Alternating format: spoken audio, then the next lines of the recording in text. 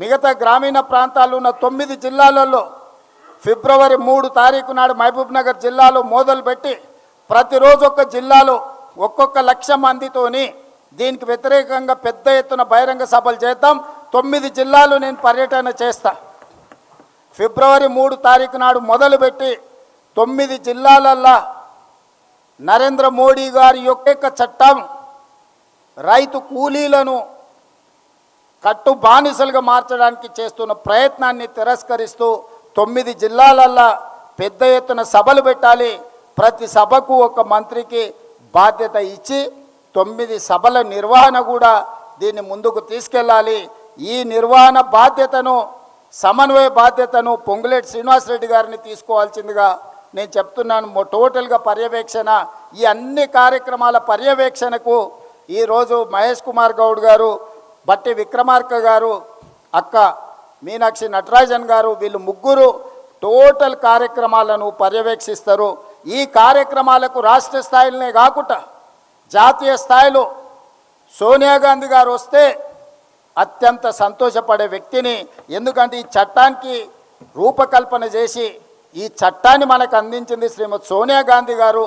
వారు ఒక కార్యక్రమంలో ఎక్కడైనా పాల్గొనే విధంగా ముఖ్యంగా ఈ ఉపాధి హామీ చట్టాన్ని రాష్ట్రంలో అమలు చేస్తున్నది ఆ శాఖ పంచాయతీరాజ్ సీతక్క గారు.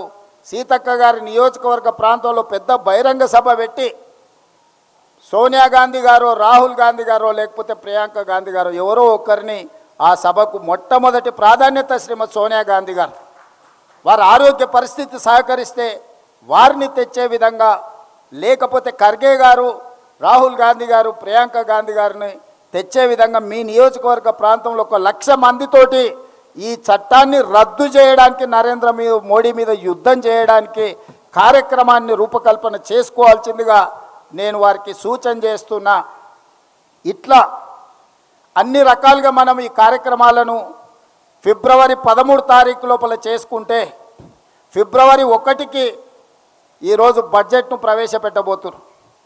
ఈ 20 తారీఖు నుంచి 30 తారీఖు లోపల మీరు చేసిన తీర్మానాలన్నిటినీ మన పార్లమెంట్ సభ్యులు గ్రామ సభల తీర్మానాన్ని తీసుకెళ్ళి లోక్సభలో రాహుల్ గాంధీ గారికి, రాజ్యసభలో మల్లికార్జున్ ఖర్గే గారికి ఇచ్చి ఈ అంశాలను పార్లమెంట్ సమావేశాలల్లో మొట్టమొదటి రోజు బడ్జెట్ సమావేశాలలోనే నరేంద్ర మోడీ గారు తెచ్చిన చట్టానికి వ్యతిరేకంగా నిరసన కార్యక్రమాలలో మన పార్లమెంట్ సభ్యులు కూడా పాల్గొనే విధంగా కార్యాచరణను నిర్ధారించుకోవాలి.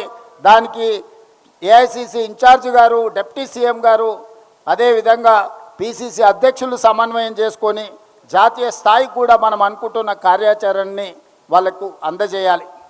అందుకే మిత్రులారా, ఈరోజు ప్రధానమైన ఉద్దేశం జాతీయ ఉపాధి హామీ పథకం రద్దుకు సంబంధించిన కార్యక్రమానికి తెలంగాణ రాష్ట్రం మొట్టమొదటి శాసనసభ మనమే వ్యతిరేకిస్తూ తీర్మానం చేసినాం. పెద్ద ఎత్తున గ్రామాన చిన్న చిన్న తండాలలో కూడా గ్రామ పంచాయతీలు ఉన్నాయి. ప్రతి తండాలో, ప్రతి గూడెంలో కూడా ఈ తీర్మానం జరిగితే నరేంద్ర మోడీ గారికి కనువిప్పు కలుగుతుంది.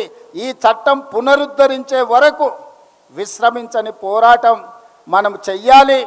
మన అందరి సహకారం ఉండాలి, మన అందరం ముందుకు వెళ్ళాలి అని చెప్పి నేను ఈ సందర్భంగా మీ అందరికీ గుర్తు చేస్తున్నా.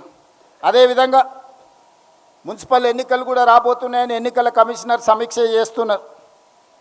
2023లో ప్రభుత్వం ఏర్పడ్డది డిసెంబర్ మాసంలో. అంటే కార్యకర్తల యొక్క శ్రమ 10 సంవత్సరాలు కార్యకర్తలు ఎదుర్కొన్న కష్టము, నష్టము, కేసులు, ఆస్తులు, ప్రాణాలు పోగొట్టుకొని ఈ పార్టీ జెండా భుజం